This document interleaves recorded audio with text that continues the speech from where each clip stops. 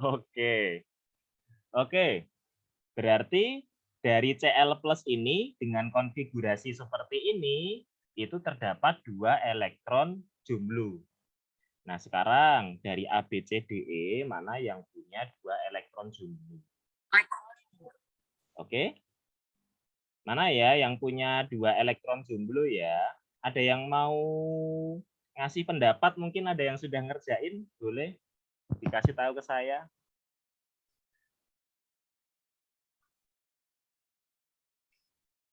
Kalau BR35 ini gimana konfigurasinya?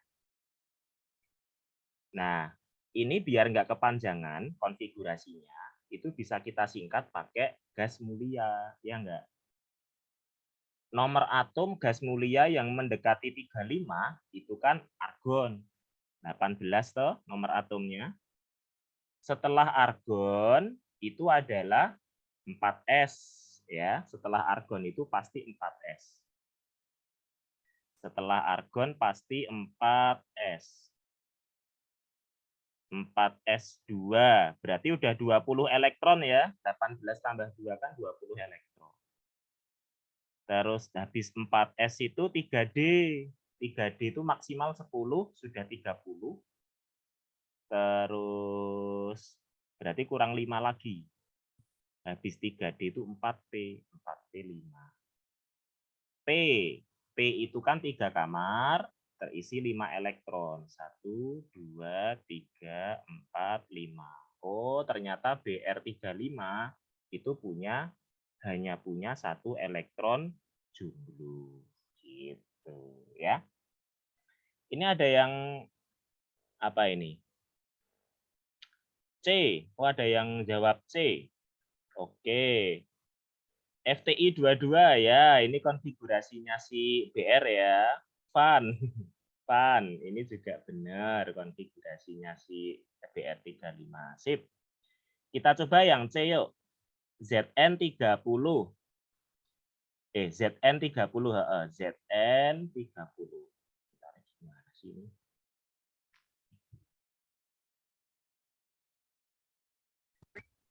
ZN30 itu berarti kita konfigurasinya 30 elektron dulu ya.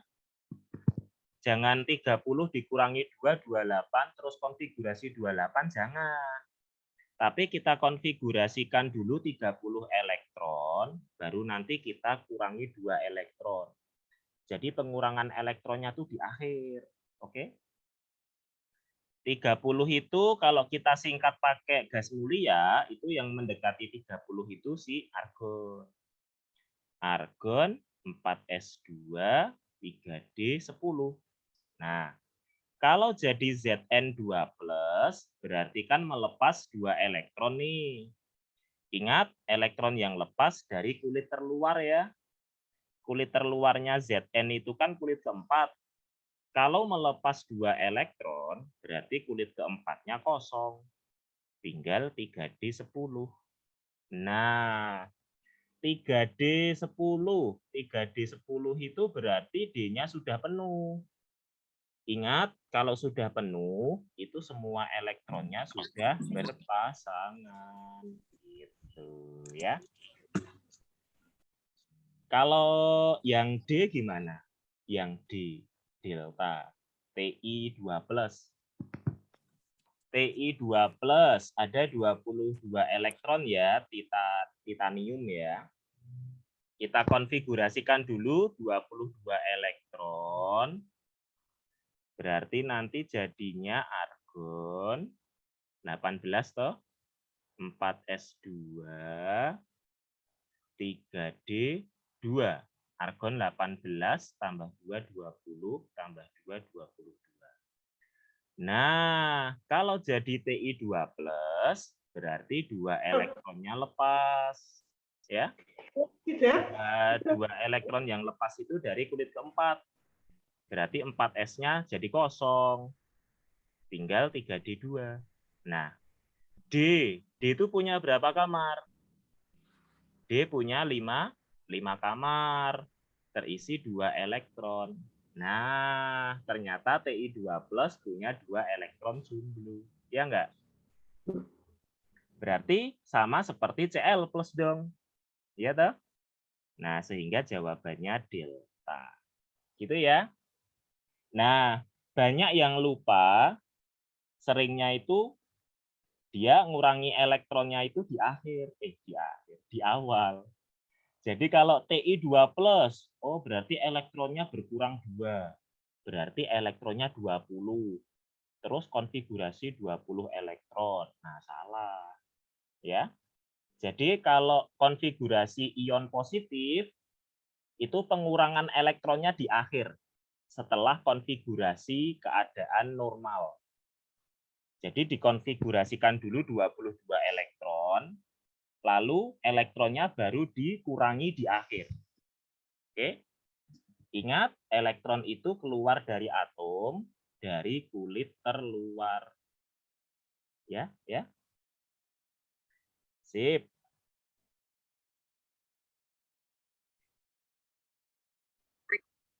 Gitu ya.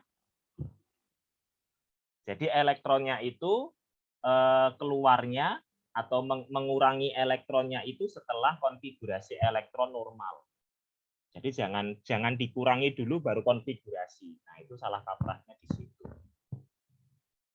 Gitu ya untuk soal nomor 1. Berarti harus nyoba satu persatu, Kak, kalau misal soalnya seperti ini. Iya sih, harus nyoba satu persatu. Atau cara cepatnya pakai feeling. Pakai feeling, iya. Kalian nebak, oh no, yang C. Gitu. Kalian coba, oh salah lagi. Tebak lagi aja. Siapa tahu hoki ya. Ya, jadi pakai feeling, mana jawaban yang benar, kalian cek. Kalau misal benar ya alhamdulillah, kalau nggak benar ya nggak apa-apa. Jadi kalau kalian ngeblok jawaban itu di check and recheck ya. Check and recheck tebakan kalian ya, jangan asal ngeblok aja.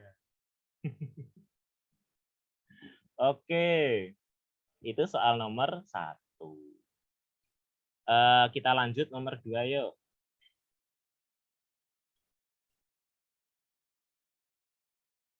Kita lanjut nomor 2. Nomor 2. Nah, ini kimia unsur ya, kimia unsur periode ketiga. Unsur-unsur PQR terletak pada periode ketiga. Oke. Oksida unsur P dalam air dapat membirukan lakmus merah. Kalau dapat membirukan lakmus merah, berarti P itu sifatnya adalah apa? Basa. Basa, mantap. Ya, membirukan lakmus merah itu basa. Kalau memerahkan lakmus biru itu asam. Oh, berarti P ini sifatnya basa. Unsur Q berupa gas molekul diatomik periode 3 yang berupa gas diatomik itu siapa? Cl ya, Cl. Cl kan halogen. Halogen itu dia di alam dalam bentuk diatomik. Cl juga tidak dapat menghantarkan listrik ya. Gas bisa menghantarkan listrik itu malah mengerikan ya. Unsur R dapat bereaksi dengan asam maupun basa. Berarti R ini apa? Al. Aluminium, betul. Jadi periode 3 yang bisa bereaksi dengan asam maupun basa itu aluminium atau sifatnya disebut sifat amfoter. Bukan amfibi ya, tapi amfoter. Susunan unsur tersebut berdasarkan potensial reduksi makin besar. Wah, ini dikombinasikan sama materi volta sebenarnya. Nah, kalau kita lihat periode ketiga, dari kiri ke kanan. Periode ketiga kan susunannya secara horizontal ya, kiri ke kanan ya. Periode 3 dari kiri itu sifatnya basa, terus semakin ke kanan itu sifatnya asam. Tapi sifat asam ini maksimal cuma sampai golongan 7A saja. Oke. Nah, di tengah-tengahnya antara basa dan asam itu ada si amfoter gitu.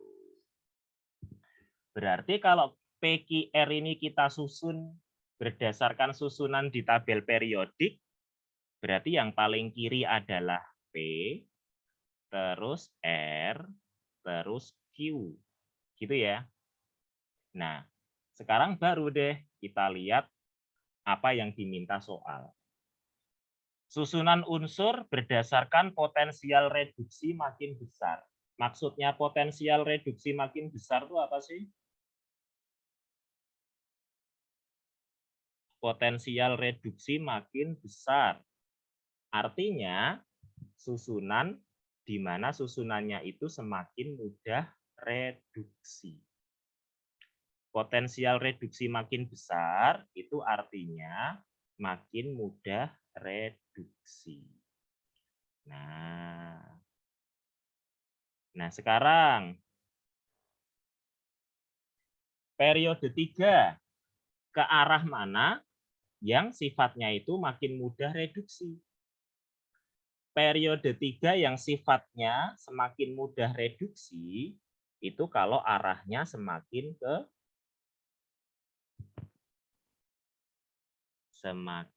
ke kanan gitu.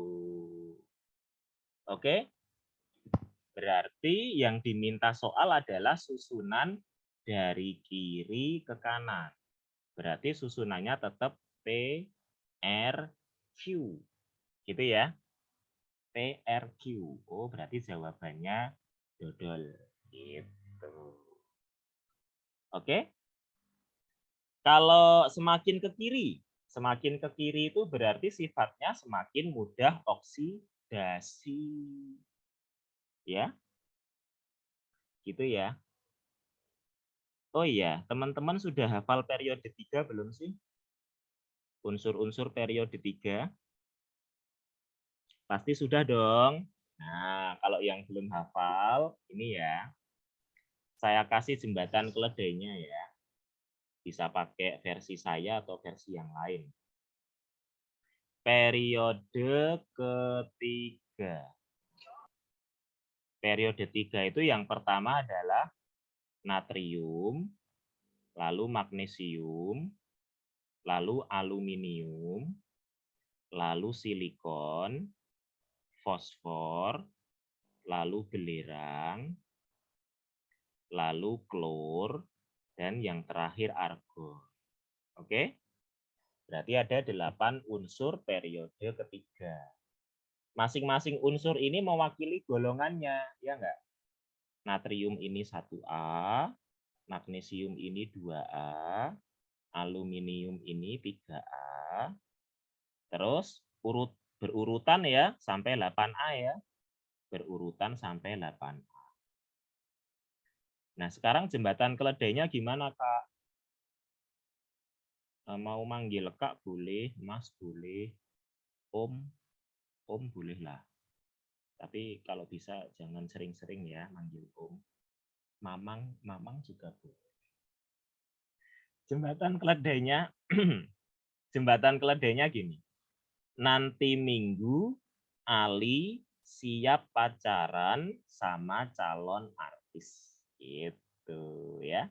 Nanti Minggu Ali siap pacaran sama calon artis. Nah, NaMgAl itu sifatnya logam. Silikon itu metaloid. Metaloid itu semilogam. Semilogam itu dia punya sifat setengah logam sama punya sifat setengah non logam gitu. Jadi sifatnya tuh 50-50. Punya 2 kepribadian. Bahaya ya. Terus fosfor sampai argon itu non logam. Nah, NaMgAl itu kan logam. Yang namanya logam itu dia hanya bisa oksidasi. Ya. Logam itu hanya bisa oksidasi. Kalau logam disuruh reduksi itu enggak bisa. Misal Na natrium, natrium jadi Na- gitu. Na jadi Na-. Kan dari 0 jadi -1 ya di logs-nya ya. Nah, itu nggak mungkin terjadi. Kalau sampai terjadi seperti ini, berarti kiamat sudah dekat ya. Jadi sampai menjelang hari kiamat, yang namanya logam itu nggak bisa reduksi. Logam itu hanya bisa oksidasi. Gitu. Oke? Ya, benar ya. Kita disuruh nyusun dari kiri ke kanan. Gitu. Oke? Apa ini? Kimia unsur kalau keluar agak nyebelin. Ya, emang sih. Molekul diatomik itu apa, Kak? Molekul diatomik itu dia kalau dalam bentuk molekul terdiri dari 2 atom. Contohnya unsur-unsur halogen golongan 7A. F2, Cl2, gitu. Br2. Ya. Sama biasanya gas. Gas itu juga molekulnya diatomik. Gas hidrogen itu berarti H2 gitu. Gas oksigen berarti O2. Gas nitrogen N2. Tapi ada satu golongan gas yang dia itu bisa berdiri sendiri di alam. Atau istilahnya itu monoatomik. Gas kan biasanya nggak bisa berdiri sendiri ya. Gas itu kan terlalu rapuh untuk berdiri sendiri. Nah, tapi ada satu golongan gas yang dia itu mampu berdiri sendiri di alam. Nah, teguh gitu, teguh berdiri sendiri di alam. Gas yang mampu berdiri sendiri di alam atau sifatnya itu monoatomik, itu namanya gas mulia. Itu ya? Iya, benar ya, Van ya, gas mulia. Makanya dia dimuliakan, disebut mulia itu karena gas, tapi kok berani berdiri sendiri. Oh, berarti dimuliakan. Oke. Terus ada istilah poliatomik. Poliatomik itu berarti molekulnya lebih dari 2 atom. Contohnya belerang nih. Belerang itu di alam dalam bentuk S8. Gitu. Kalau fosfor, fosfor itu di alam dalam bentuk P4. Jadi poliatomik itu kalau molekulnya lebih dari 2 atom. Ya. Itu ya.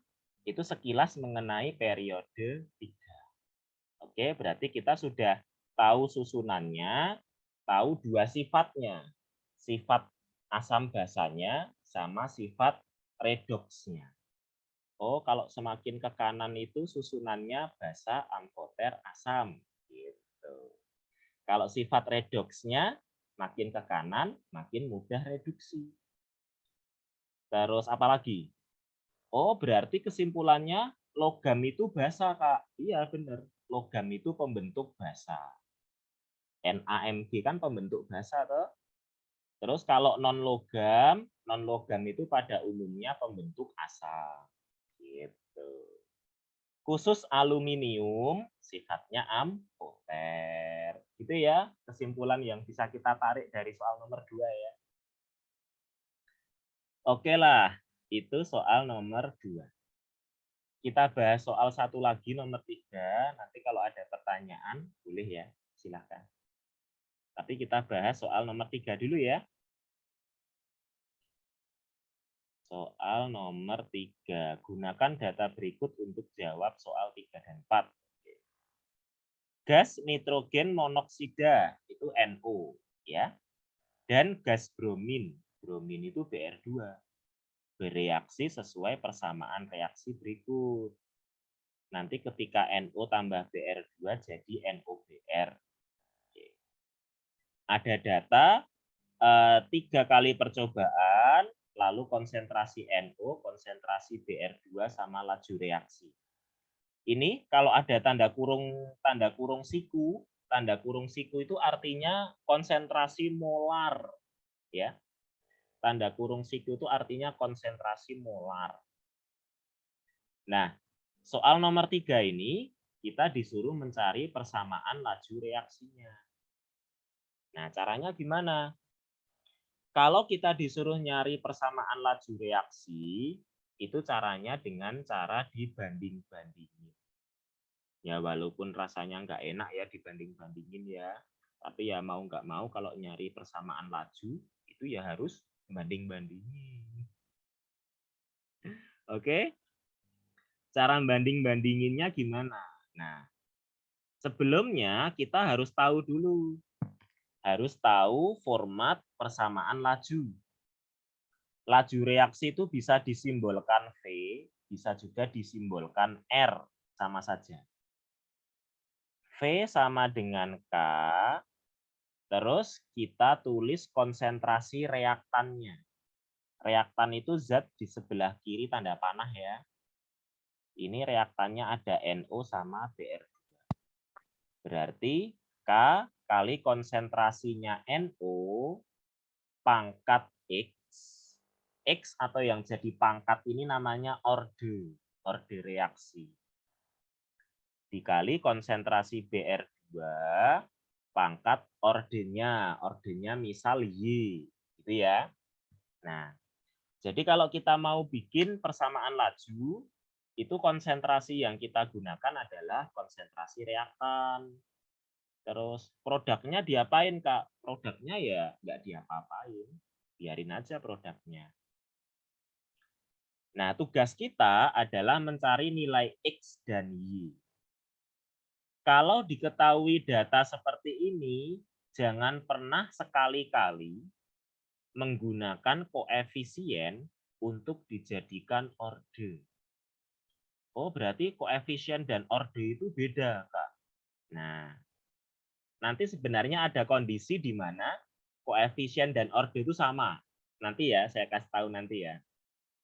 Tapi kalau diketahui data seperti ini, jangan pernah sekali-kali menggunakan koefisien sebagai orde. Contoh, wah ini koefisiennya NO2 nih. Gitu.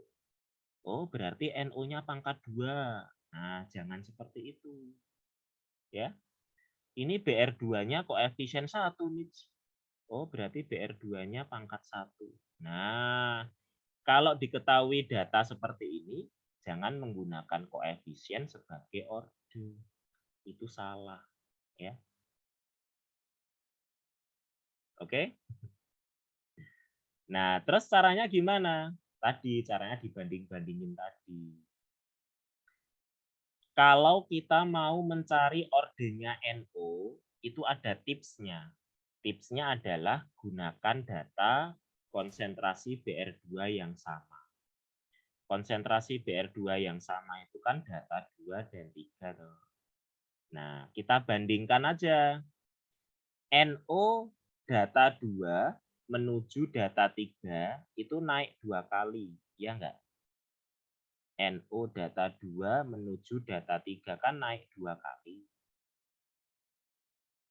Laju data 2 ke data 3 itu juga naik 2 kali.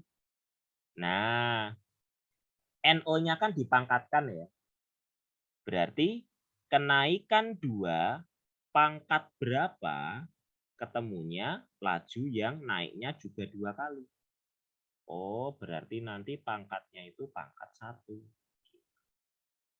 Berarti ordenya NO adalah orde 1. Berarti A salah. B salah. Gitu. C, E salah. Langsung ketemu jawabannya ya. Ini soal macam apa sih ini? C salah, E salah. Nah, yang B itu NO-nya nggak ada. NO-nya nggak ditulis. Kalau NO-nya nggak ditulis itu berarti ordenya NO berapa?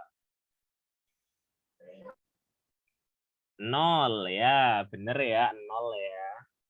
Nah, jadi kalau misal NO-nya nggak ditulis itu berarti ordenya NO atau pangkatnya NO itu 0. Pangkat berapapun, angka berapapun dipangkatin 0, itu kan ketemunya 1. Ya, jadi nggak perlu ditulis. Berarti B salah ya. Kan seharusnya ordenya NO kan 1. bukan 0. Gitu. Cara banding-bandinginnya gitu. Oke, ini ordernya NO. Nah, sekarang kalau mau nyari ordernya BR2, caranya sama. Tadi kan tipsnya, kalau kita nyari ordernya BR2, gunakan data NO yang sama. Kebetulan data NO yang sama itu data 1 dan 2. Nah, BR2 dari data 1 ke 2 itu naik berapa kali? 0,05 jadi 0,1 kan 2 kali lipat. Iya toh, kenaikannya 2 kali lipat. Ternyata laju reaksi data 1 ke data 2 itu kenaikannya juga 2 kali lipat. Oh, berarti sama ya. Kenaikan konsentrasi BR2 itu 2 kali lipat pangkat order sama dengan ketemu laju reaksinya juga naik 2 kali lipat. Oh, berarti Y-nya sama dengan 1. Berarti ordernya BR2 adalah 1. Gitu. Ya. Ordernya BR2 berarti 1. Gitu ya. 55. Oke. Ya, itu cara menentukan order reaksi. Nah, biasanya kalau untuk soal-soal yang HOTS, yang perlu pemikiran tingkat tinggi itu biasanya nanti setelah kita menemukan persamaan laju, kita disuruh mencari laju reaksi kalau konsentrasi reaktannya itu berapa. Ya. Oke adik-adik, teman-teman, apa ini Kak? Yang K-nya itu tetapan bukan? Ya, betul. K itu konstanta ya, tetapan ya. Tetapan. Linda 2. Apanya yang 2? Nanti ada di YouTube-nya enggak? Soalnya keluar sendiri ya nanti. Nanti setelah acara selesai ya, nanti saya posting di YouTube. Saya upload ke YouTube buat review. Silakan teman-teman, adik-adik kalau ada nama YouTube-nya apa? Danuratman. Iya, sama kayak nama saya. DHANU. Contoh soal kalau disuruh nyari yang ala-ala HOTS. Yang ala-ala HOTS. Kalau soal yang HOTS itu biasanya nanti setelah kita tahu persamaan lajunya, kita disuruh nyari laju reaksi kalau konsentrasi NO dan BR2-nya itu sekian-sekian. Ya. Oh iya, ini berarti persamaan lajunya gimana? Persamaan lajunya berarti seperti opsi C itu ya. V atau R sama dengan K kali konsentrasi NO pangkat 1 kali konsentrasi BR2 pangkat 1. Gitu. Nah, biasanya kalau soal HOTS itu nanti berapa laju reaksi? Berapa laju reaksi ketika konsentrasi NO sekian molar dan konsentrasi BR2 sekian molar gitu. Itu bisa. Caranya nanti kita bisa mencari nilai K dulu. Cara mencari nilai K itu nanti seperti nomor 4 ya, setelah ini ya, cara mencari nilai K. Terus bisa juga nanti digabung sama operasi perhitungan dengan konsep integral.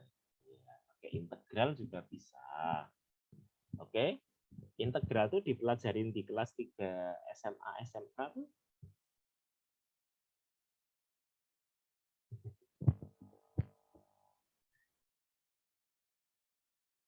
Soal setelah ini suruh nyari konstanta. Ya, setelah ini nyari konstanta, betul. Nomor 4 ya, nyari konstanta. Ada lagi mungkin yang mau tanya nomor 1 dan 2 boleh. 1 dan 2. Nah, tadi nomor 2 ya ini ya, kimia unsur ya. Terus nomor 1 tadi atom. Konfigurasi elektron, atom, dan ion. Ada yang mau bertanya boleh? Bisa langsung aja atau chat boleh.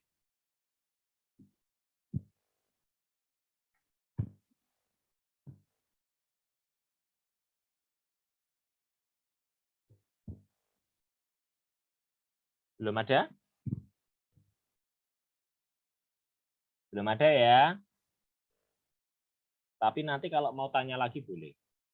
Kita lanjutkan nomor selanjutnya. Nomor 4, disuruh nyari apa tadi? Konstanta ya. Konstanta. Nih, harga tetapan laju reaksi K. Nah, konstanta laju reaksi atau simbolnya K adalah, tadi kan kita sudah tahu persamaan lajunya ya. Persamaan lajunya kan V sama dengan K konsentrasi NO pangkat 1 dikali konsentrasi BR2 pangkat 1. Bagaimana cara mencari nilai K? Gampang aja. Tinggal kita masukkan salah satu data, bisa data pertama, data kedua, data ketiga ke persamaan laju yang sudah kita kerjakan tadi. Terserah mau data keberapa, terserah. Misal kita masukkan data nomor 1 ya. Data yang pertama kita masukkan ke persamaan laju. Berarti lajunya kan 6 tuh. Lajunya 6. 6 sama dengan K. Konsentrasi NO-nya 0,1 pangkat 1. BR2-nya 0,05 pangkat 1. Berarti 6 sama dengan K dikali 5 kali 10 pangkat min 3, ya enggak? Maka K sama dengan 6/5 kali 10 pangkat 3. Gitu toh? Kalau dipindah ruas. 6 bagi 5 itu 1,2. Iya. 1,2 kali 1000. 1200. Oke, mantap. 1200. Wah, tapi yang mana ini? Yang D atau yang E? Nah, ternyata yang D sama yang E itu berbeda satuannya ya. Oh, berarti kita harus ngitung satuannya nih. Cara ngitung satuan gimana? Nah, laju reaksi kan satuannya molar per sekon. Berarti sekonnya pangkat min 1 ya. Sama dengan K. Konsentrasi itu molar. Molar pangkat 1 kali molar pangkat 1. Berarti K sama dengan, ini kan molar pangkat 2 nih. Molar pangkat 2 kita pindah ruas. Jadi minus 2 ya pangkatnya. Kali molar pangkat 1 kali sekon pangkat min 1. Berarti K sama dengan molar pangkat min 2 kali molar. Berapa? Molar pangkat min 1. Sekon pangkat min 1. Molar itu kan mol per liter, ya enggak? Mol per liter. Liter itu desimeter kubik. Berarti kalau per desimeter kubik, itu desimeter kubiknya pangkat min 3. Nah, gini kan? Nanti sekonnya pangkat min 1. Min 1-nya kita masukkan ke tanda kurung. Berarti nanti jadinya K sama dengan mol pangkat min 1 kali desimeter pangkat 3. Ya enggak? Min 3 kali min 1 kan 3. Terus sekon pangkat min 1. Oh, berarti jawabannya Eko. Gitu ya. Gitu ya teman-teman ya. Cara mencari nilai K. Nilainya angkanya 1200. Satuannya mol pangkat min 1. Desimeter pangkat 3. Terus sekonnya pangkat min 1. Oke. Oke. Laju reaksi ini sangat disarankan untuk dikuasai ya. Karena materinya sedikit dan tidak terlalu sulit. Materinya kan berupa hitung-hitungan toh. Hitung-hitungan kan bagi sebagian orang lebih gampang daripada hafalan. Terus materinya nggak sebanyak kimia unsur, apalagi nggak sebanyak kimia karbon. Ya, gitu teman-teman untuk soal nomor 4. Coba deh lanjut nomor 5. Wah, ini apa ini? Di antara kelompok molekul di bawah ini yang semuanya mengikuti aturan oktet. Aturan oktet itu apa? Aturan oktet itu adalah total elektron valensi. Elektron valensi saya singkat EV ya.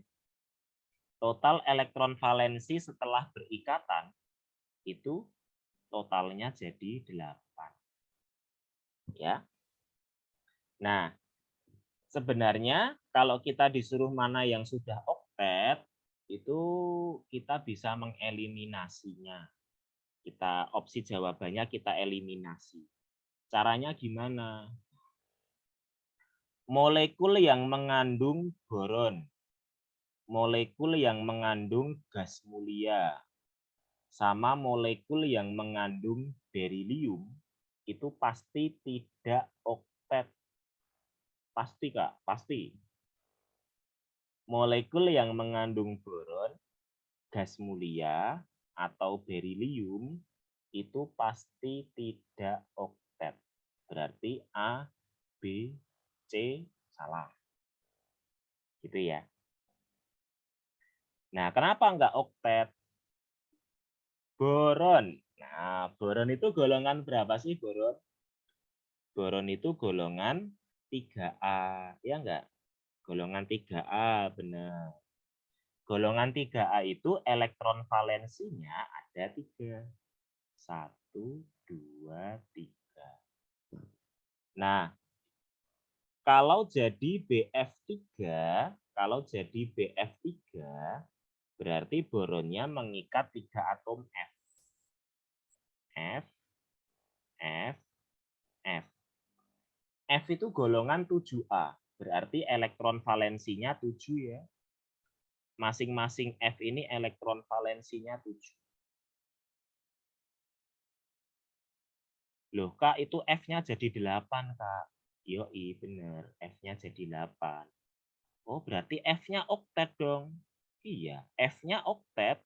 Iya, F-nya oktet. Tapi kan boronnya nggak oktet. Jadi dikatakan ikatan oktet, ikatan yang oktet itu kalau semua atom jadi 8. Boronnya jadi berapa ini? Cuma jadi 6. Itu kan berarti menyimpang dari aturan oktet. Gitu ya, menyimpang dari aturan oktet. Berarti harus hafal golongan. Iya, wajib. Hafal unsur golongan berapa tuh wajib, terutama golongan A. 1A sampai 8A itu wajib hafal. Karena elektron valensi sama dengan golongan A, ya toh? Golongan 1A elektron valensi 1. Golongan 3A elektron valensi 3 gitu. Golongan 7A elektron valensi 7.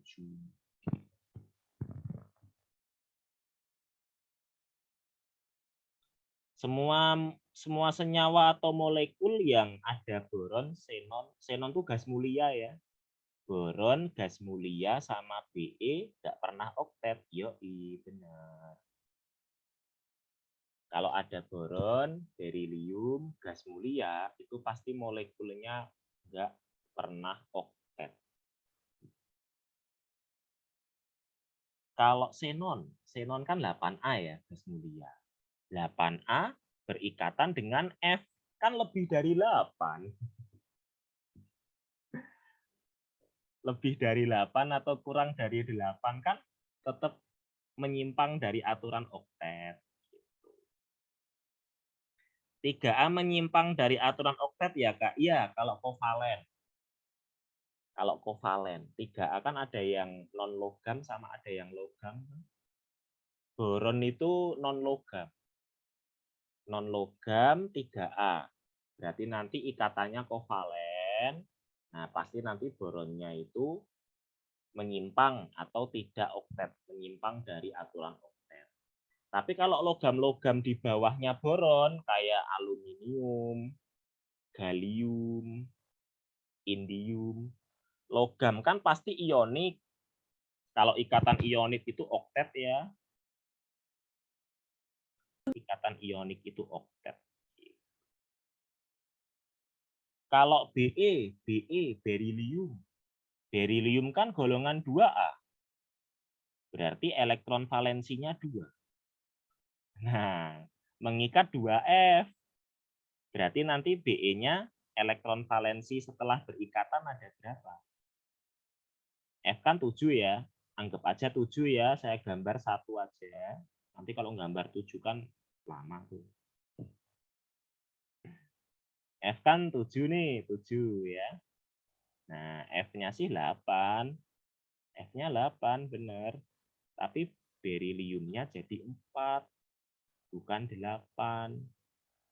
Oh, berarti berilium ini dia tidak pernah oktet. Loh, tapi Kak, berilium kan logam. Berilium itu logam golongan 2A. Sedangkan F itu non-logam. Kok malah kovalen gambarnya, bukan ionik? Nah, berilium itu walaupun logam, dia kalau berikatan kovalen. Ya, kenapa? Karena berilium itu untuk melepaskan elektron itu sangat susah. Berilium memiliki sifat susah melepas elektron. Kalau susah melepas elektron, berarti dia susah membentuk ion positif. Kalau susah membentuk ion positif, gimana caranya mau ionik? Ya. Jadi dia susah melepas elektron sehingga susah jadi ion positif sehingga ikatannya tidak bisa ionik. Nah, terus gimana? Ya kovalen. Kalau nggak bisa ionik, ya kovalen. Terus, di sini ada SF4 ya. SF4. S itu golongan berapa? S itu golongan 6. 6A ya. Berarti elektron valensinya ada 6. Nah, mengikat 4F. Mengikat 4F. Tadi kan F itu kan elektron valensinya 7. Ya toh? Nah, ini saya gambar 1 titik ya, elektronnya F 1 titik, tapi anggap saja ada 7 ya. Ya emang ada 7 sih. Nanti F-nya jadi 8, F-nya jadi 8 gitu. S-nya jadi berapa S? S-nya jadi 10, ya enggak? Nah, tidak oktet juga. Enggak oktet. Nih, enggak oktet nih. Nah, berarti yang ada SF4 salah. SF4 salah, A salah, B, C salah, D salah. Loh, jawabannya E. Nah, ini sekarang molekul karbon selama ada karbonnya itu pasti oktet ya. Molekul dari atom karbon atau senyawa karbon itu pasti mengikuti aturan oktet. Nah, sekarang cara ngecek NH4+ gimana? Cara ngeceknya NH4+. NH4+ itu artinya apa? NH4+. NH4+ artinya molekul NH3 ketemu H+. Nah, apa itu Kak maksudnya Kak? Coba kita gambar NH3. N, nitrogen itu golongan 5A. Berarti elektron valensinya 5 ya.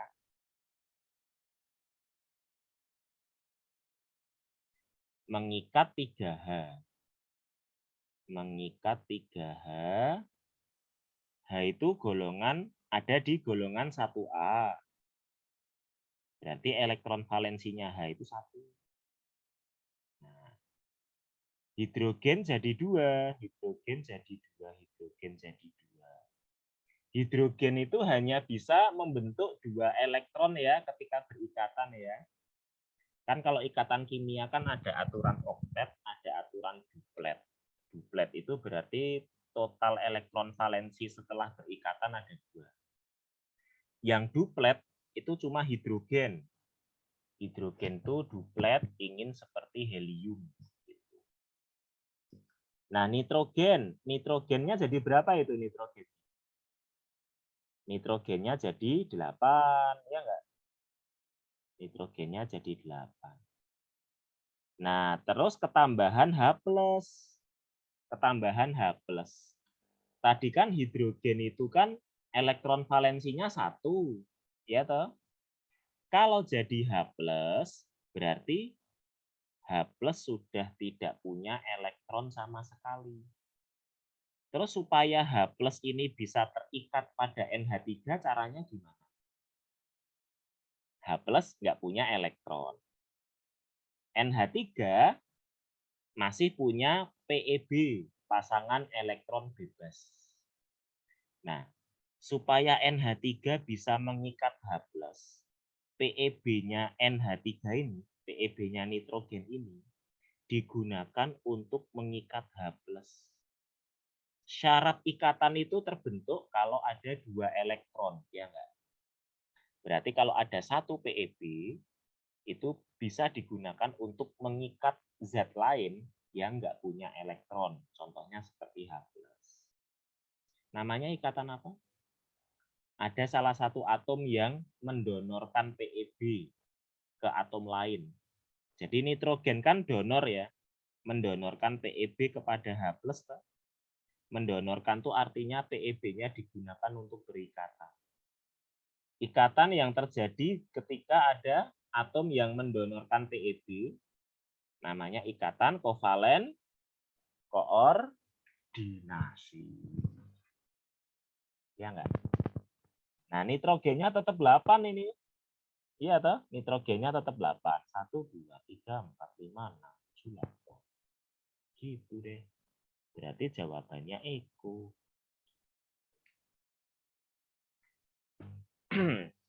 Nah, biasanya nanti kalau soal ikatan kimia itu terkadang, enggak terkadang sih. Biasanya itu ditanyakan juga bentuk molekul, ya enggak? Bentuk molekul. Bentuk molekulnya apa aja ini? NH4+, NH4+ punya berapa ikatan? 1, 2, 3, 4. 4 ikatan, PeB atom pusatnya enggak ada, 0. Nah, tadi PeB-nya nitrogen kan sudah digunakan untuk mengikat H+. 4 ikatan, PeB pusatnya 0. Itu nanti bentuknya tetrahedra. Ya toh? Caranya gimana? Hafalan sih. Bentuk molekul itu kan hafalan. 4 ikatan 0 PeB di atom pusat tetrahedral. Untuk bentuk molekul biar gampang diingat gimana ya? Ada trik. Oke, ada trik ya. Ada triknya nanti saya kasih nanti ya. Gas mulia selain xenon, AR atau KR berarti sudah menyimpang ya. Pokoknya gas mulia yang berikatan itu pasti menyimpang dari aturan oktet apapun gas mulianya. Xenon kayak argon kayak kripton kayak pasti kalau berikatan dengan atom lain pasti menyimpang dari aturan oktet.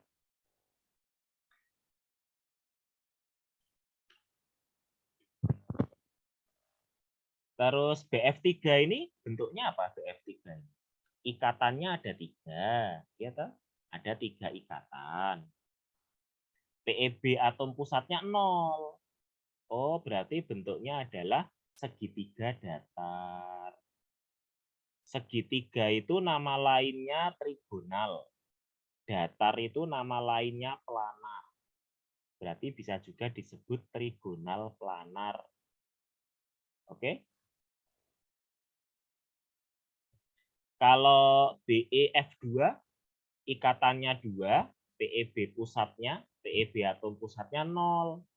Berarti bentuknya linier. Kalau SF4 ikatannya 4, PeB pusatnya 1. Berarti bentuknya apa? 4-1. Piramida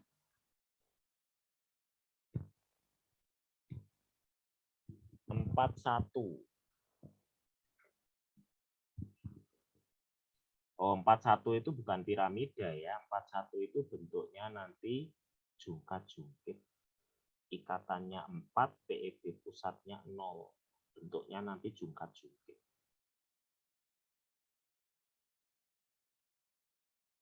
Bentuknya jungkat-jungkit. Jungkat-jungkit itu kayak bentuk jungkat-jungkit. Mainan anak-anak TK itu loh. Mainan anak-anak TK jungkat-jungkit. Iya tuh. Jungkat-jungkit itu gini. Nah, kayak mainan anak TK tuh ini. Nah, gitu kan? Jungkat-jungkit. Jungkat-jungkit itu nama lainnya adalah tetrahedral terdistorsi. Tetrahedral terdistorsi. Oke? Mau sekarang atau nanti? Itunya, bentuk molekulnya. Sekarang. Ya, sekarang ya. Tak nambah satu slide lagi. Tak nambah satu slide lagi buat nulis itunya.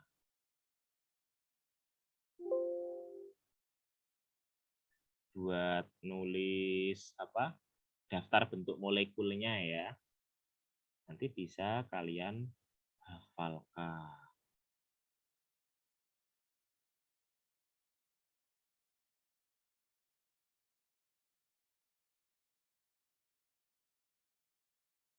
Nah, bentuk molekul. Bentuk molekul itu kan dipengaruhi oleh apa?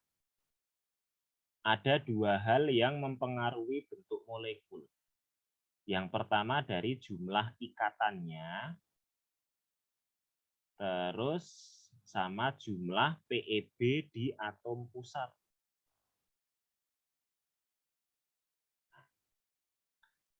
Sekarang kalau saya bikin tabel ya, saya bikin tabel jumlah ikatan, terus jumlah PeB pusat, sama bentuk molekul. Yuk, kita mulai dari ikatannya 2, PeB di atom pusatnya 0.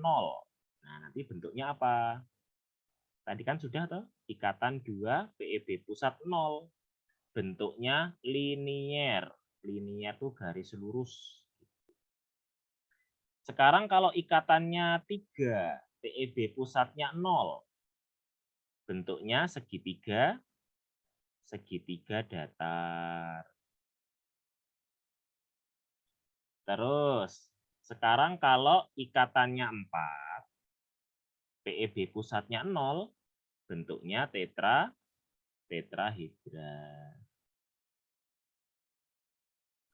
Sekarang kalau ikatannya 3, PeB pusatnya 1.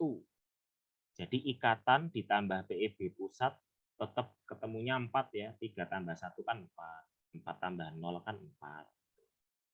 Ikatannya 3, PeB pusatnya 1. Nanti bentuk molekulnya apa? Tadi itu loh. Piramida trigonal. Oh ya, tadi itu belum ada piramida trigonal. Piramida trigonal itu segitiga piramida ya, boleh. Trigonal kan segitiga, ya toh? Terus kemungkinan yang lain kalau totalnya 4 itu apa? Ikatannya 2, PeB pusatnya 2, ya enggak? Ikatannya 2, PeB pusatnya 2. Bentuknya apa? Bentuknya bengkok. Bengkok itu seperti huruf V. Maksudnya bengkok itu seperti huruf V ya. L itu kan juga bengkok. Tapi kan kalau L itu kan 90 derajat. Kalau V di sini sudutnya lancip. Jadi kalau ikatannya 2, PEB pusatnya ada 2, bentuknya lancip, bengkok lancip seperti huruf V.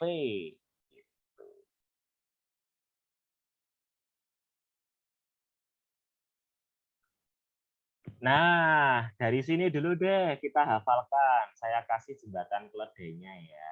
Saya kasih jembatan keledainya.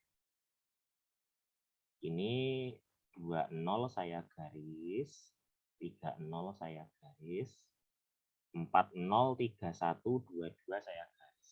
Nah, ini hafalannya urut ya, 20, 30, 40 dan seterusnya. Lihat tuh linier. Lihat segitiga teteh. Teteh itu tetrahedral ya. Lihat segitiga teteh Fitri. Fitri itu piramida trigonal. Lihat segitiga teteh Fitri bengkok. Oke? Gitu ya cara ngafalinnya ya. Langsung hafal dong. Ini kan tabelnya saya urutkan tuh ini. 20, 30, 40. Nah, yang 40 ini bisa dijabarkan lagi. Jadi 31, 22 gitu. Urutannya lihat segitiga teteh Fitri bengkok. Itu urutan hafalan untuk bentuk molekul. Langsung hafal ya. Langsung hafal. Nah, mantap. Lydia mana Lydia? Lydia hafal, langsung hafal ya. Oke. Hafal, Pak. Mantap. Mantap.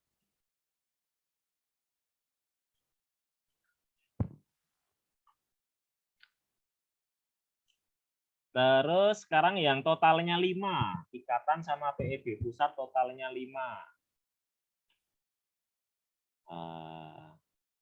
Totalnya 5 tuh berarti apa? 50, 41 gitu kan? 40, 51, 32,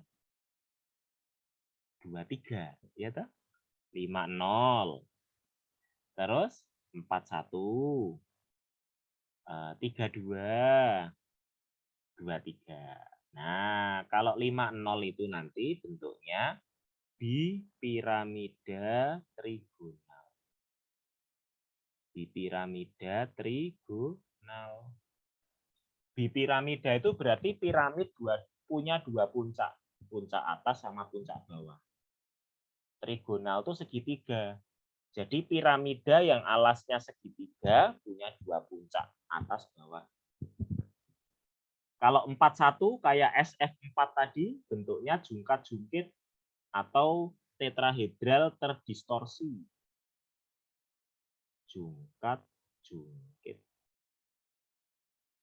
Kalau 32, bentuknya seperti huruf T, bentuk T. 23 itu bentuk linier atau lurus. Lurus atau linier sama saja ya. Nah, ini cara ngafalinya gimana ini? Kalau total ikatan sama PEB pusat totalnya 5. Nah, jembatan keledainya gini. Bipitri ujung-ujungnya terlihat lurus. Bipitri itu bipiramida trigonal. Ujung-ujungnya tuh jungkat-jungkit. Terlihat itu T. Lurus, ya lurus. Ya, sudah hafal ya? Wah, lumayan nih, udah banyak hafal nih. Lihat segitiga teteh Fitri bengkok. Bipitri ujung-ujungnya terlihat lurus. Nah, sekarang kalau totalnya 6, kalau totalnya 6 itu berarti kemungkinannya gimana? Ikatan 6 PEB pusat 0, ikatan 5 PEB pusat 1, ikatan 4 PEB pusat 2. Gitu ya, ini yang sering keluar. Kalau 60 nanti bentuknya oktahedral.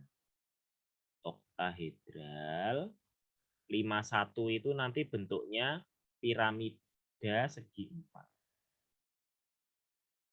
Piramida segi 4. Kalau 42 itu nanti bentuknya bujur sangkar.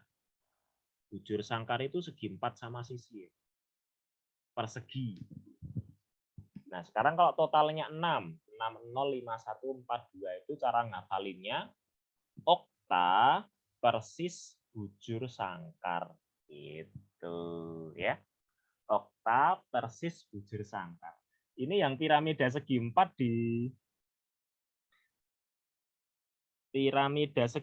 dibilang apa? Persis itu maksa ya, maksa dikit ya apa ya? Piramida segi 4 singkatannya persis gitu nggak apa-apa lah, maksa dikit. Oke, sudah hafal ya teman-teman ya. Nah, lumayan nih udah hafal bentuk-bentuk molekul nih. Mantap.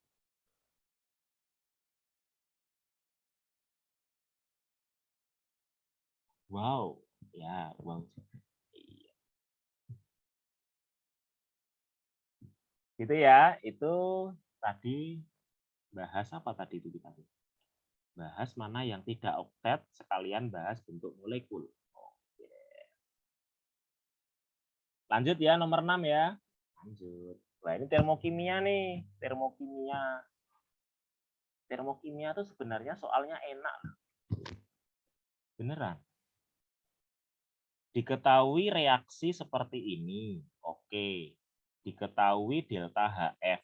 Delta HF itu artinya perubahan entalpi pembentukan. Ya. Perubahan entalpi pembentukan. F itu dari kata form, membentuk. Atau pembentukan juga nggak apa-apa. Jadi kalau kalian baca delta HF, F-nya apa ya? Pembentukan. Nah, itu boleh.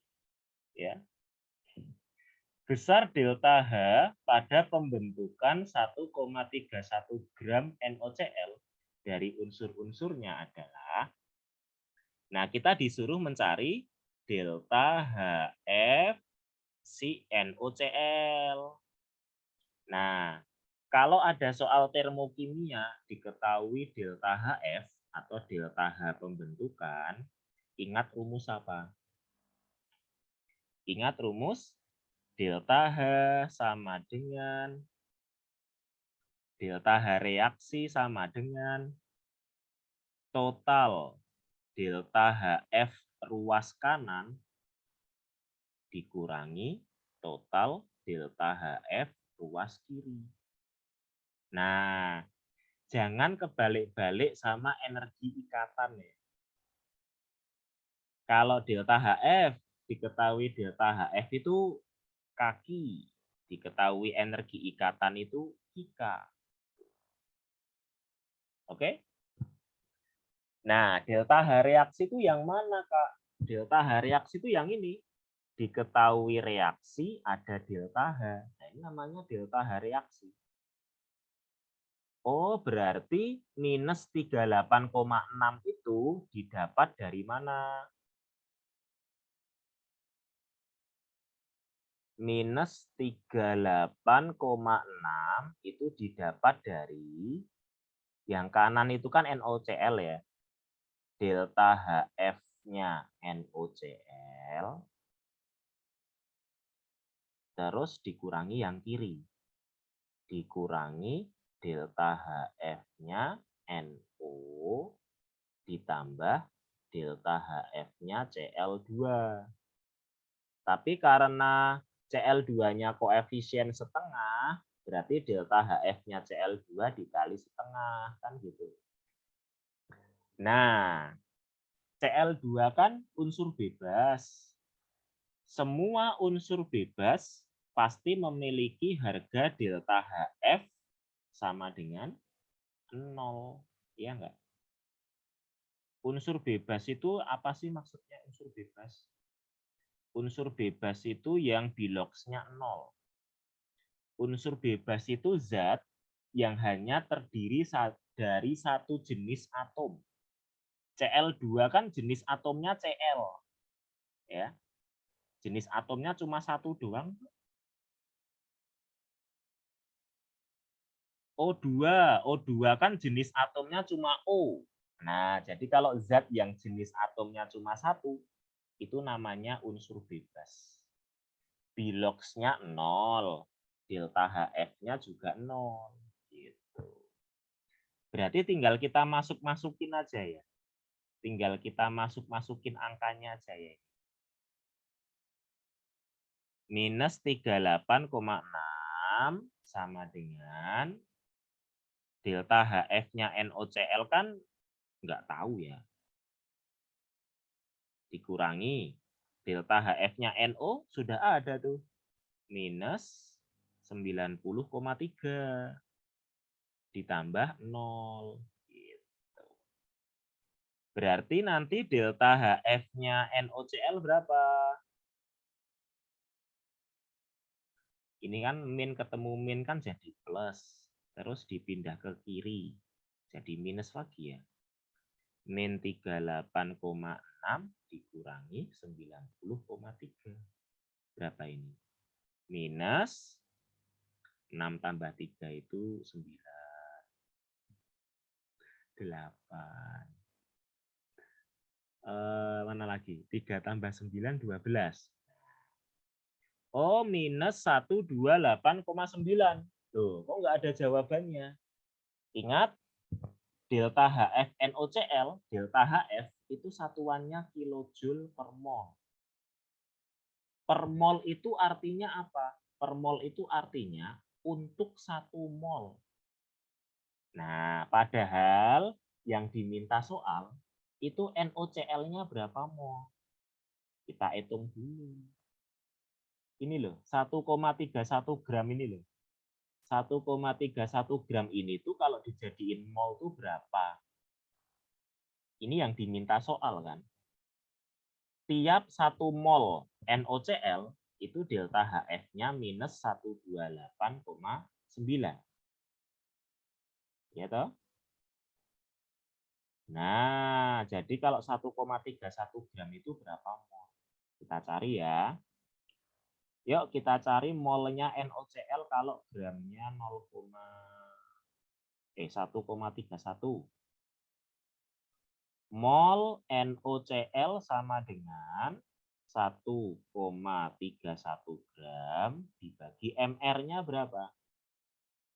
14 ditambah AR-nya O itu 16. 14 tambah 16 itu berarti 30. 30 tambah 35,5. 65,5. MR-nya. Berapa ini? 0, kalau 13,1 per 65,5 kan 1/5. Jadi 1/5 itu 0,2 ya. 0,02 ya berarti ini. Nah, jadi kalau NOCl-nya 0,02 mol.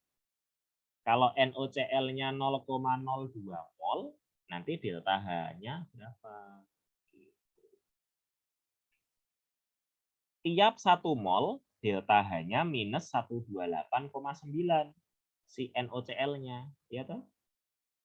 Nah, kalau NOCl-nya 0,02, maka delta H-nya berapa? Ya, minus 128,9 kali 0,02. 2 kali 9, 18. Belakangnya 8. Tapi minus. 8 minus. Oh, yang C ya. Ya enggak? Betul hitungannya. Betul ya hitungannya ya.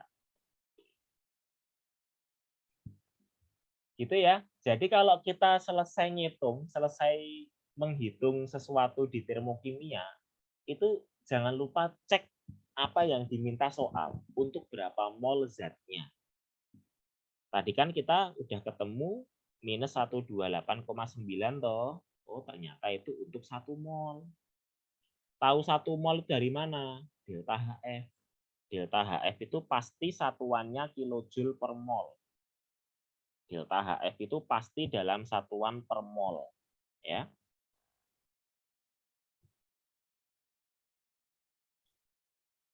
Oke, oke. Nah, sampai nomor 6 ada pertanyaan nggak ini? Silahkan, nomor 6. Kalau ada yang mau tanya. Oke, oke, oke, aman. Gas sampai subuh. Oke, mol massa per mr. Yes, benar ya. Mol itu massa per mr kalau senyawa, kalau unsur atau atom itu massa per ar. Masanya dalam gram. Masanya dalam satuan gram. Oke? Ada lagi yang mau tanya sampai nomor 6 boleh. 1, 2, 3, 4, 5, 6 tadi nomor-nomor yang sudah kita bahas tadi, silahkan.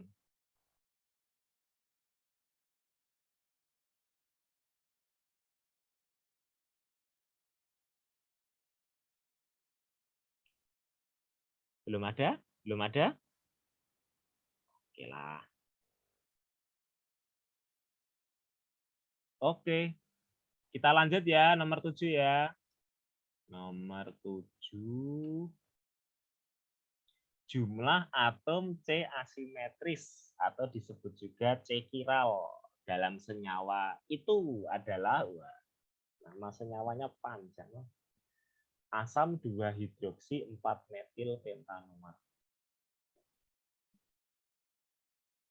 Berarti kalau mau mencari C chiral itu kita harus bisa gambar ya, harus bisa gambar rantai karbonnya. Tapi BTW C chiral itu apa sih? C chiral atau disebut juga C asimetris. C chiral itu adalah atom C yang mengikat 4 hal yang berbeda semua. Ini bahasa saya sendiri ya. Atom C yang mengikat 4 hal yang berbeda semua. Nah, saya nggak tahu kalimatnya ini efektif atau enggak. Atom C yang mengikat 4 hal yang berbeda semua. Karbon itu kan tangannya 4. Keempat tangannya harus digunakan semua toh. Nah, 4 tangan karbon itu mengikat 4 hal yang berbeda semua. Contohnya seperti ini. Misal di sini apa ya? Misal di sini COOH gitu. COOH. Nah, ini contoh C chiral atau C asimetris. Ya toh, dia mengikat 4 hal yang berbeda toh. Sebelah atas mengikat OH. Sebelah bawah mengikat C2H5. Sebelah kanan mengikat CH3. Sebelah kiri mengikat COOH. Kan 4-4-nya beda semua. Namanya C chiral, C asimetris. Kalau rantai karbon punya C chiral atau C asimetris, berarti rantai karbon tersebut memiliki isomer optis. Ya. Sambil diingat-ingat ya, punya C chiral itu berarti punya isomer optis. Punya isomer optis itu artinya apa? Isomer optis itu artinya dapat memutar bidang getar cahaya terpolarisasi. Isomer optis itu artinya dapat memutar bidang getar cahaya terpolarisasi. Terkadang ada soal yang gitu kan. Di bawah ini, mana yang dapat memutar bidang getar cahaya terpolarisasi? Wah, bingung tuh kita. Wah, apa ini? Padahal bidang getar cahaya terpolarisasi itu artinya memiliki isomer optis. Gitu. Kalau memiliki isomer optis, itu punya atom C chiral. Oke? Nah, sekarang cara gambarnya. Kalau kita mau gambar, itu dimulai dari nama belakang. Kecuali asam.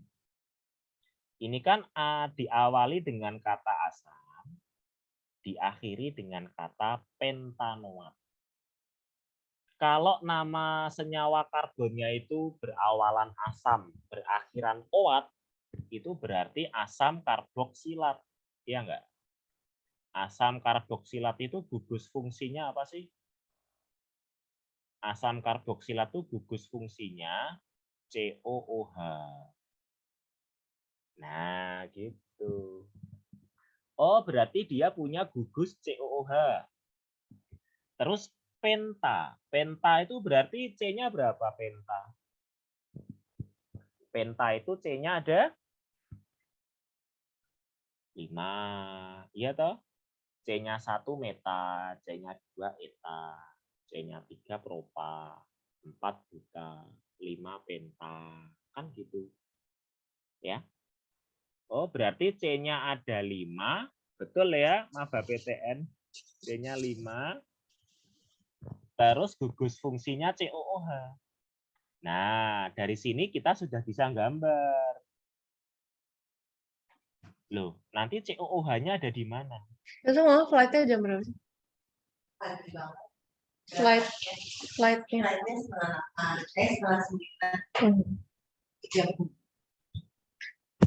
Apa sekarang? Sekarang. Oh, sekarang jam setengah berapa ya? Setengah 10. Setengah 11. Hampir jam 9 ya. Oke. Penta itu C-nya 5. Terus kan punya COOH tuh. COOH-nya ada di mana? Kalau gugus fungsi COOH itu pasti berada di ujung. Terserah mau ujung kanan kayak mau ujung kiri kayak terserah. Yang penting COOH-nya itu di ujung. Atom C pada COOH pasti menjadi C nomor 1.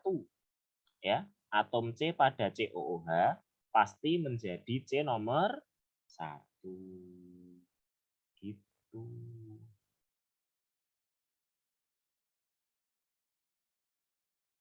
Nah, terus ada 4 metil. Metil itu apa? Metil itu CH3.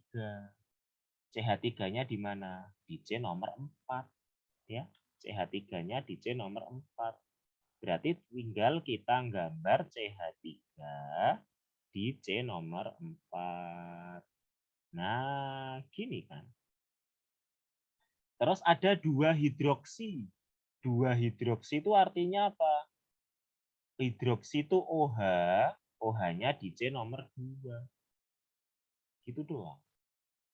Lalu jangan lupa kita genapi dengan hidrogen. Ingat tangannya C harus 4 ya. Nah, berarti ini C nomor 2 hidrogennya 1. C nomor 3 hidrogennya 2. C nomor 4 hidrogennya 1. C nomor 5 hidrogennya 3. Nah, oke. Tinggal kita cari nih, mana atom C yang mengikat 4 hal yang berbeda. Yuk, udah ada yang nemu C nomor berapa yang viral? Yang mengikat 4 hal yang berbeda? C nomor berapa yang viral?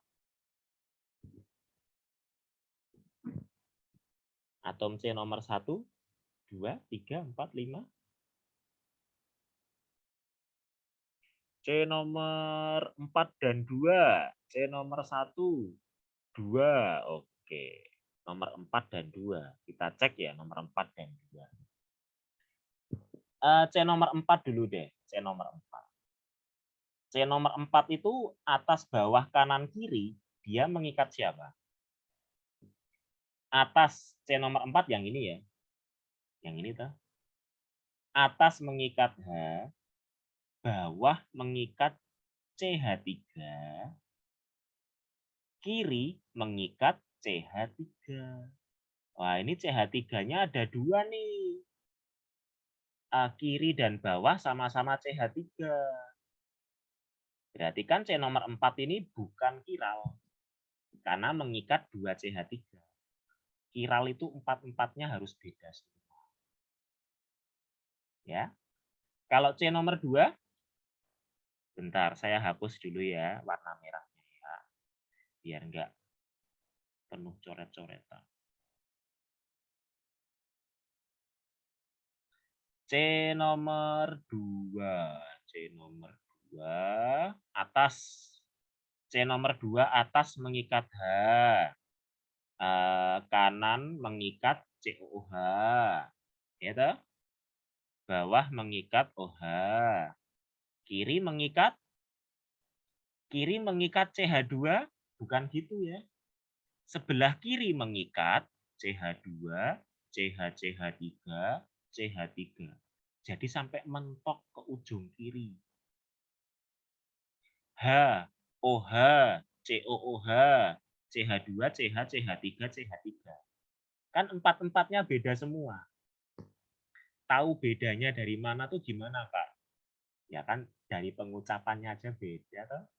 H, OH kan beda. COOH, CH2, CH, CH3, CH3. Empat-empatnya beda semua. Oh, berarti C2 ini kiral ya. C nomor 2 kiral. Baru nemu satu C. Ada C kiral yang lain enggak?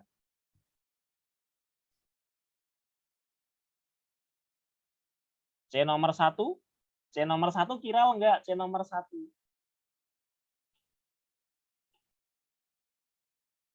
Coba ya, C nomor 1 ya. C nomor 1. Saya hapus dulu yang merah-merah ini. C nomor 1, sebelah atas mengikat apa? C nomor 1, sebelah atas mengikat O. Sebelah bawah mengikat OH. Sebelah kiri mengikat CHOH, CH2, CH3, CH3. Wah, itu beda semua, Kak. Iya, beda semua. Tapi kan yang diikat cuma 3. Padahal kiral itu yang diikat dan yang berbeda semua harus 4. Ya. Jadi walaupun C nomor 1 itu mengikat hal yang berbeda, tapi kan cuma 3. C kiral itu yang beda semua harus 4. Berarti C nomor 1 bukan kiral. Oh, berarti C kiralnya cuma ada 1. Ya. C kiralnya cuma ada 1. Yaitu C berapa tadi? C nomor 2. Gitu. Oke, Anissa benar ya, C nomor 1 enggak ya. Enggak kiral. Yang kiral cuma C nomor 2. Cuma ada 1. Kita disuruh mencari berapa banyaknya C kiral. Banyaknya C kiral cuma ada 1. Berarti jawabannya Eko.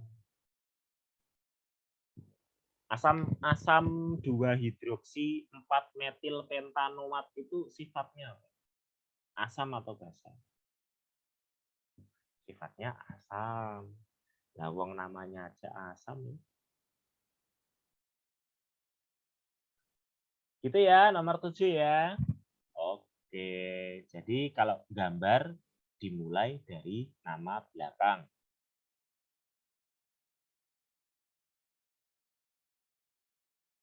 Oke, sip. Yuk lanjut. Lanjut.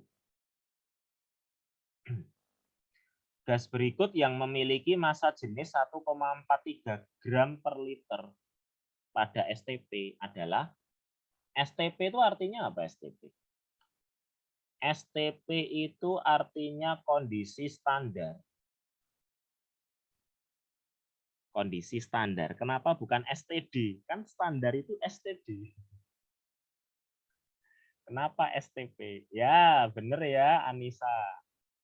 Kondisi standar itu artinya tekanannya 1 atmosfer, suhunya 0 derajat Celcius atau 273 Kelvin. STP itu singkatan Standard of Temperature and Pressure, ya. Standard of Temperature and Pressure. Gitu. Betul ya? Anissa betul. Tekanan 1 atmosfer, suhunya 0 Celcius atau 273 Kelvin. Kita disuruh nyari massa jenis. Massa jenis gram per liter.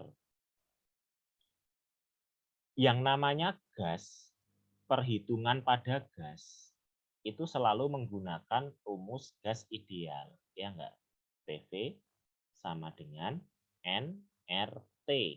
Di mana N kecil ini adalah mol. Ya. Berarti kalau kita jabarkan, mol itu kan gram per mr. Ya toh? Dikali R dikali T. Massa jenis yang diminta satuannya gram per liter. Liter itu kan volume ya. Liter itu kan volume. Berarti persamaan ini kita bikin jadi gram per volume. Biar jadi gram per volume gimana? P kali mR per RT sama dengan gram per volume. Volume di sini satuannya liter ya. Nah, ini ketemunya harus 1,43 gitu loh. Ketemunya harus 1,43. Tekanannya kan 1 atmosfer dikali mR per R. R itu berapa? R itu 0,082. Suhunya harus Kelvin 273. Ini ketemunya harus 1,43. Berarti ntar MR-nya ketemu berapa? Ada yang sudah ngitung? MR-nya ketemu berapa?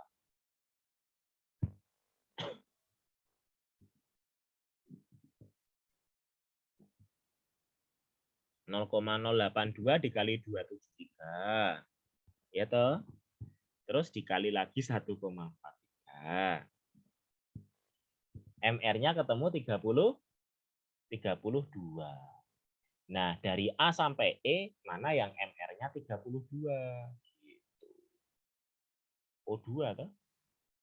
Iya enggak? AR-nya O kan 16. Teman-teman sudah hafal AR atom-atom penting ya? O16, C12. H, AR-nya berapa? H? 1. Nitrogen, AR-nya 14.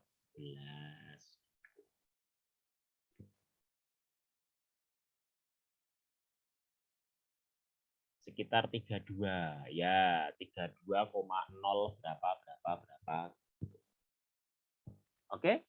Ingat, rumus pada gas itu pasti induknya itu rumus PV-nRT. Induknya itu PV-nRT ya. Berikutnya nomor 9. Diberikan reaksi kesetimbangan. Agar jumlah V2+ bertambah, maka yang harus dilakukan adalah, wah gimana ini? V2+. V2+ ini kan zat sebelah kiri. Ya toh? Sebelah kiri tanda panah.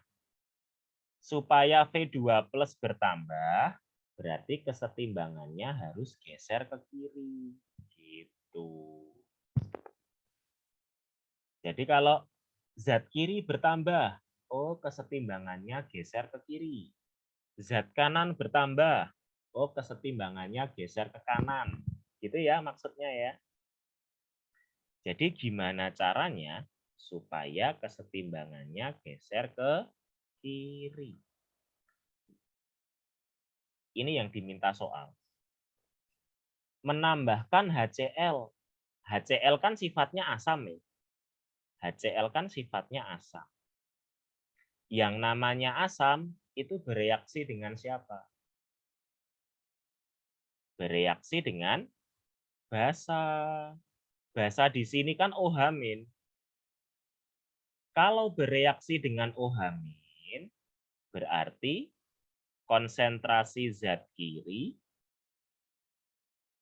lebih kecil konsentrasinya. Maksudnya gimana? OH-nya kan sudah dibawa lari HCl. OH- ini zat kanan ya, sorry. OH- ini zat kanan tanda panah ya. OH-nya bereaksi dengan HCl. Sehingga zat kanan lebih kecil konsentrasinya. Kalau zat kanan konsentrasinya lebih kecil, Kalau zat kanan konsentrasinya lebih kecil, berarti kesetimbangannya geser kemana? Kesetimbangannya geser ke kanan. Nah, padahal kan yang diminta geser ke kiri. Ya. Jadi, pergeseran kesetimbangan itu selalu mengarah ke konsentrasi yang lebih kecil. Gitu ya. Pergeseran kesetimbangan selalu mengarah ke konsentrasi yang lebih kecil. Menambahkan reagen yang khusus mengendapkan V3+. Maksudnya apa? Kalau V3+-nya mengendap, berarti kan konsentrasi V3+ jadi kecil. Kan V3+-nya mengendap, berarti V3+-nya itu jadi lebih sedikit toh, karena sebagian sudah mengendap. V3+ itu zat sebelah kanan, ya enggak? Berarti kan nanti zat kanan konsentrasinya lebih kecil. Sehingga nanti kesetimbangannya geser ke kanan. Salah, yang diminta geser ke kiri.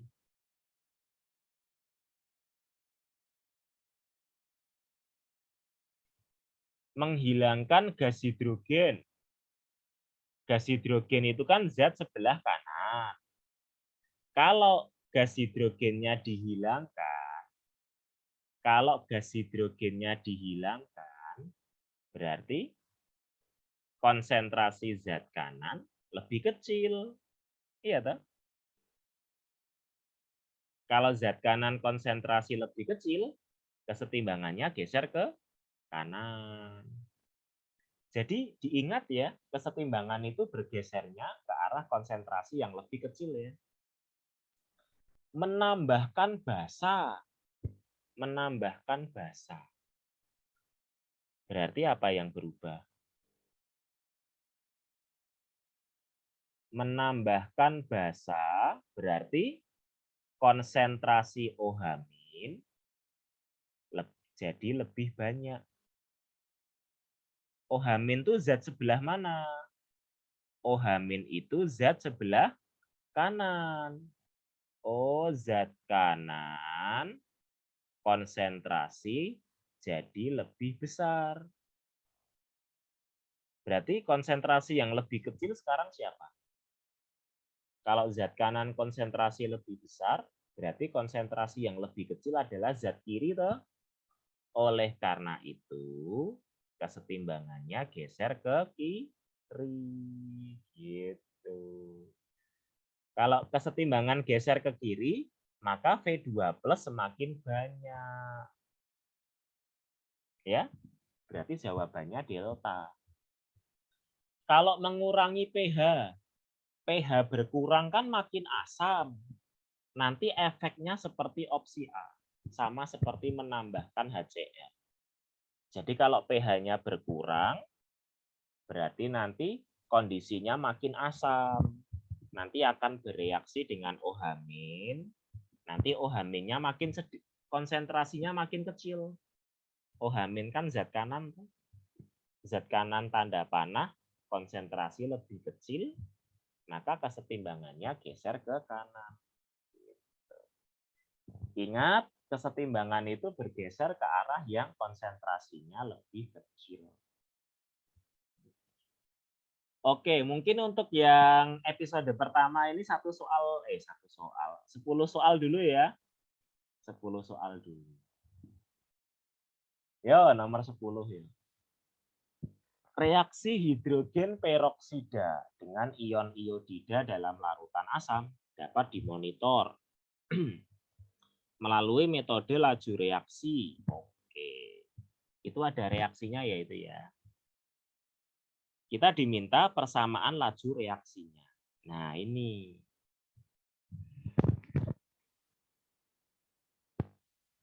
Selain seperti nomor berapa tadi? Nomor 3. Kita juga bisa menentukan persamaan laju reaksi mana yang kita gunakan untuk menentukan persamaan laju. Nah, ini kan diketahui persamaan laju ya ini. Persamaan laju sama dengan K kali konsentrasi H2O2 pangkat 1 dikali konsentrasi H plus pangkat 0 dikali konsentrasi I min pangkat 1. Tadi kan kalau diketahui tabel data, maka orde itu berbeda dengan koefisien. Iya toh? Nah, kalau soal nomor 10 ini, datanya nggak ada. Tabel data nggak ada seperti kayak nomor 3 tadi. Maka bisa kita asumsikan bahwa, asumsi itu anggap ya, bisa kita anggap bahwa orde reaksi sama dengan koefisien. Nah, reaksi yang memiliki orde sama dengan koefisien namanya reaksi elementer. Jadi kalau kalian menemukan istilah reaksi elementer, maka orde reaksi sama dengan koefisien Z-nya. Oke? Itu kita gunakan kalau tidak diketahui tabel data ya. Seperti nomor 10 ini ya. Nah, terus di sini ada reaksi cepat, lambat, lambat, cepat, cepat. Ada reaksi yang lambat, ada reaksi yang cepat. Reaksi mana yang kita gunakan? Reaksi yang kita gunakan adalah reaksi yang lambat. Jadi reaksi yang lambat itu sebagai penentu laju. Reaksi yang lambat itu sebagai penentu kecepatan reaksi. Ya sama seperti kalian kalau jalan-jalan sama kakek nenek. Kalau kalian jalan-jalan sama kakek nenek itu yang jadi penentu laju siapa? Kalian atau kakek nenek? Kakek nenek toh. Karena biasanya kakek nenek itu jalannya lebih lambat, maka dia jadi penentu laju. Kalau yang jadi penentu laju kalian, nanti kakek neneknya ketinggalan di belakang. Ya. Kecuali kalau kakek kalian tuh misal Kak Sito. Gitu. Kalian yang ditinggal nanti. Oke? Nah, berarti yang kita gunakan adalah reaksi yang lambat.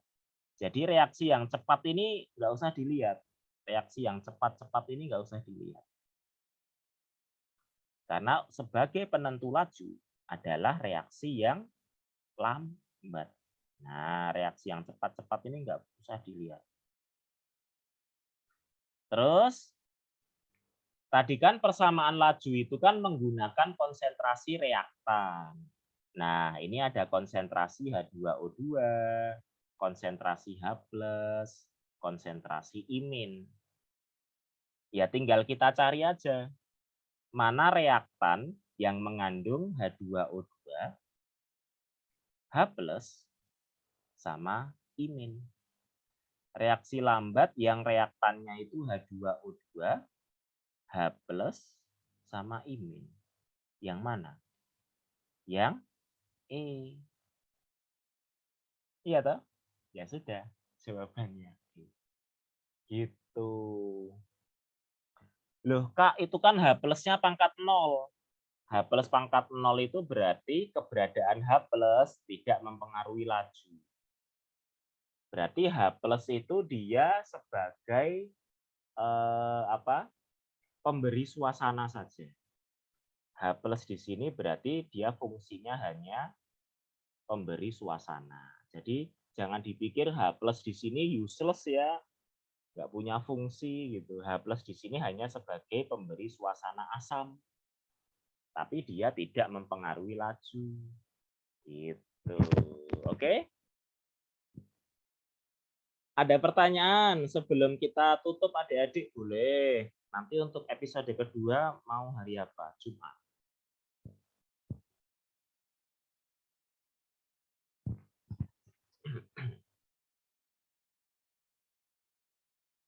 Screenshot nomor 7 boleh. Enggak boleh. Tapi bohong. Boleh.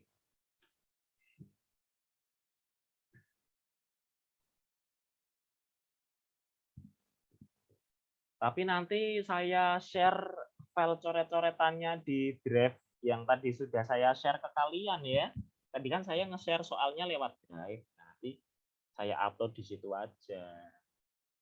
Oh, kok baik banget, Kak. Oh iya deh.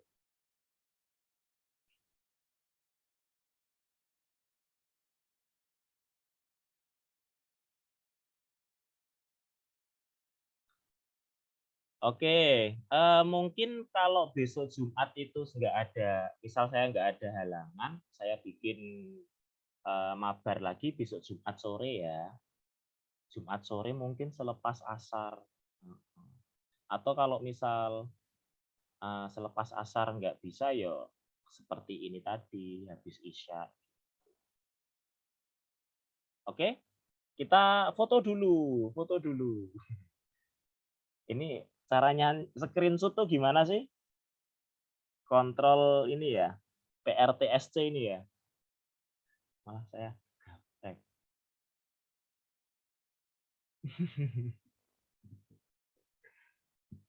Bentar.